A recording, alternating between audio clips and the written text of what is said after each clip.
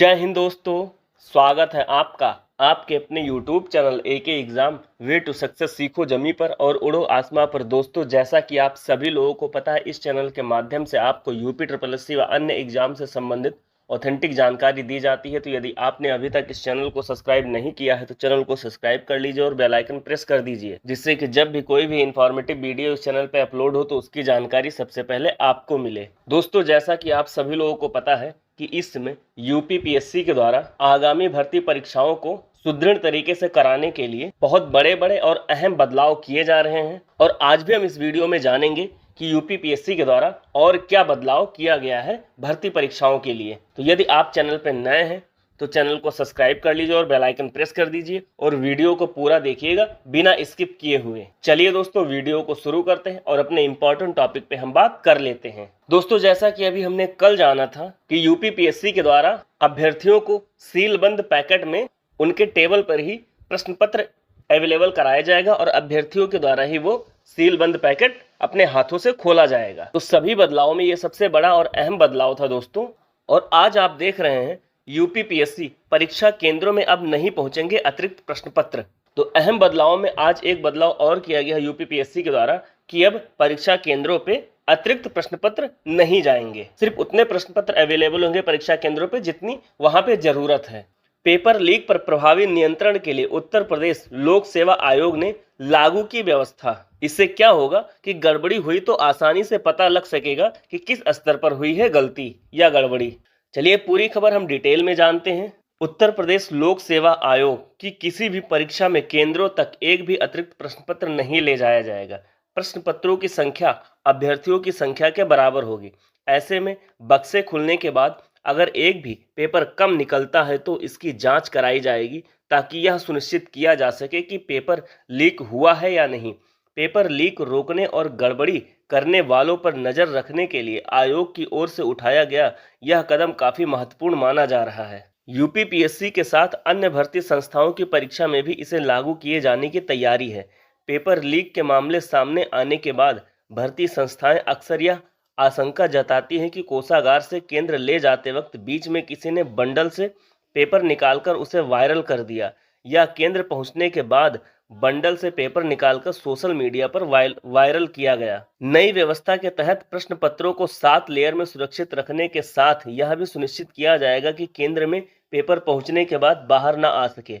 पहले 24-24 प्रश्न पत्रों का बंडल बनता था और बंडलों को केंद्र में खोला जाता था। ऐसे में अभ्यर्थियों के बीच प्रश्न पत्र वितरित होने के बाद बंडल में रखे कुछ पेपर बचे रह जाते थे और परीक्षा के दौरान इनके वायरल होने की आशंका बनी रहती थी। लेकिन अब ऐसा नहीं होगा। नई व्यवस्था के तहत प्रश्न पत्रों को अलग से लोहे के डिजिटल लॉक वाले बक्से में रखा जाएगा, जिस पर आगे पीछे 2 ताले लगेंगे और हर प्रश्न पत्र अलग से सील बंद पैकेट में होगा।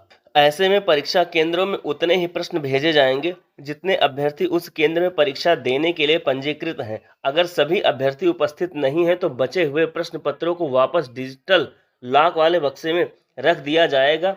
अगर पंजीकृत अभ्यर्थियों की संख्या के मुकाबले बक्सों से कम पेपर निकलते हैं तो यह भी जांच का विषय होगा। प्रश्न पत्रों की सुरक्षा को लेकर इन तमाम व्यवस्थाओं के लागू होने के बाद कोषागार से पेपर निकलने और अभ्यर्थियों के बीच वितरित होने तक हर चरण में यह आसानी से पता लगाया जा सकेगा कि प्रश्न पत्रों से कोई छेड़छाड़ हुई है या नहीं।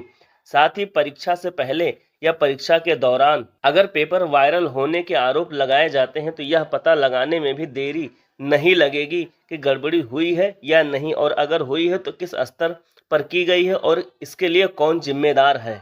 तो दोस्तों, जैसा कि आप देख रहे हैं कि यूपीपीएससी के द्वारा बहुत अहम कदम उठाए जा रहे हैं और भविष्य में पेपर लीक जैसी घटनाएं दोबारा न हो, इसके लिए कड़े इंतजाम यूपीपीएससी के द्वारा किए जा रहे हैं। और ये जितने नियम बनाए जा रहे हैं यूपीपीएससी के द्वारा, इनको अन्य भर्ती संस्थाओं में भी लागू करने की तैयारी चल रही है, चाहे वो यूपी ट्रिपल एससी हो या उत्तर प्रदेश पुलिस भर्ती बोर्ड हो या नया शिक्षा सेवा चयन आयोग हो या यूपीपीसीएल बोर्ड हो या कोई अन्य संस्थाएं हो। इन सभी संस्थाओं में भी इन नए नियमों को लागू करने की प्रक्रिया चल रही है।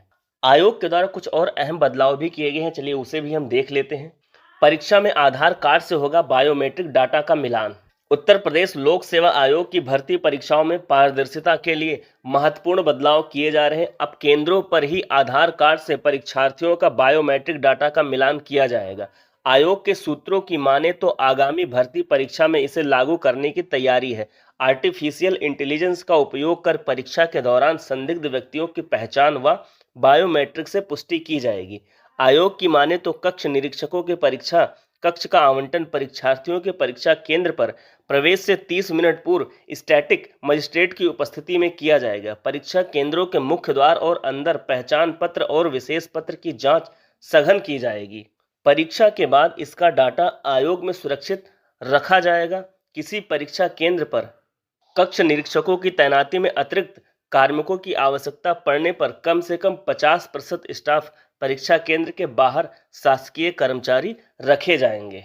दोस्तों, एक अहम बदलाव ये भी किया गया है कि अब परीक्षा में आधार कार्ड से अभ्यर्थियों का बायोमेट्रिक डाटा का मिलान होगा और एआई आर्टिफिशियल इंटेलिजेंस का उपयोग करके परीक्षा के दौरान संदिग्ध व्यक्तियों की पहचान की जाएगी। और जो परीक्षा निरीक्षक हैं उनको भी परीक्षा कक्ष का आवंटन परीक्षार्थियों के परीक्षा केंद्र में प्रवेश से 30 मिनट पहले ही दिया जाएगा और वो भी स्टैटिक मजिस्ट्रेट की उपस्थिति में। और परीक्षा केंद्रों के मुख्य द्वार पर और अंदर भी पहचान पत्र और प्रवेश पत्र की बहुत गहनता से जांच होगी। अब कोई भी लापरवाही आयोग के द्वारा नहीं किया जाएगा और परीक्षा के बाद जो भी डाटा आयोग के पास होगा उसको आयोग के द्वारा सुरक्षित रखा जाएगा, ताकि यदि बाद में कोई भी गड़बड़ी निकल के आए तो डेटा से मिलान करके उसको पहचाना जा सके।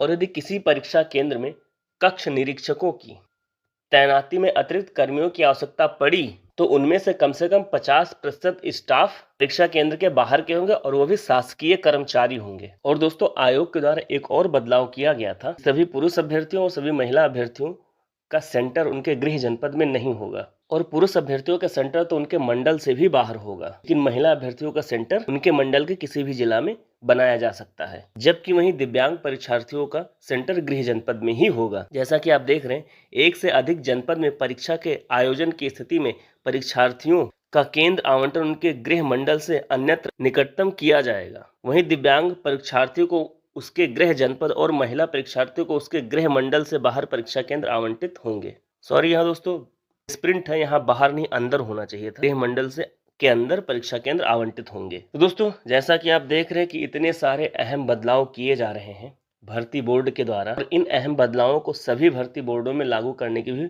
कवायद तेज हो चुकी है। बहुत जल्द आप सभी लोगों को ये सारे नियम सभी भर्ती बोर्डों में देखने को मिल जाएंगे। दोस्तों, अब इतने सारे बदलाव हो रहे हैं तो इससे यही उम्मीद लगाई जाती है कि आगे भविष्य में ऐसी कोई भी घटना ना होने पाए जिससे अभ्यर्थियों के भविष्य के साथ खिलवाड़ हो। दोस्तों, ये सारी जानकारी यदि आप सभी लोगों को अच्छी लगी हो तो वीडियो को लाइक और प्लीज़ आपसे रिक्वेस्ट है दोस्तों, वीडियो को शेयर जरूर कीजिएगा। साथ ही साथ यदि आप चैनल पर नए हैं तो चैनल को सब्सक्राइब करके बेल आइकन प्रेस कर दीजिएगा। दोस्तों, वीडियो में लास्ट तक बने रहने के लिए आप सभी लोगों का बहुत बहुत धन्यवाद। जय हिंद, जय भारत। मिलते हैं नेक्स्ट वीडियो में नेक्स्ट अपडेट के साथ।